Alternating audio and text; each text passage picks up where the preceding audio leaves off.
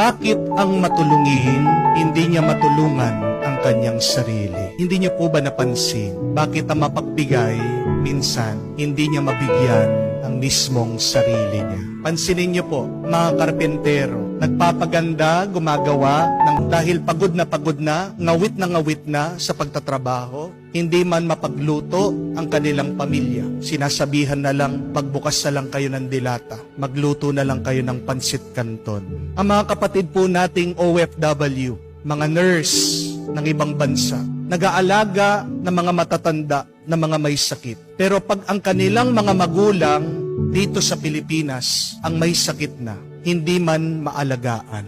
Merong mga iba ang babait, nagbibigay, nagpapahiram ng pera. Pero dumadating din ang punto na kung saan ang nagpapahiram, siya naman ang kailangan manghiram. Pag humihingi at humihiram na ng pera sa iba, ayaw pahiramin. Napakagaling mo minsan magbigay ng advice sa ibang tao. Pero pag ikaw na mismo ang may problema, hindi mo man mabigyan ng advice ang iyong sarili. Bakit ba minsan ang matulungin, hindi niya matulungan ang kanyang sarili? Kasi naman ito ang kapalaran natin, ito ang tadhana nating mga Kristiyano.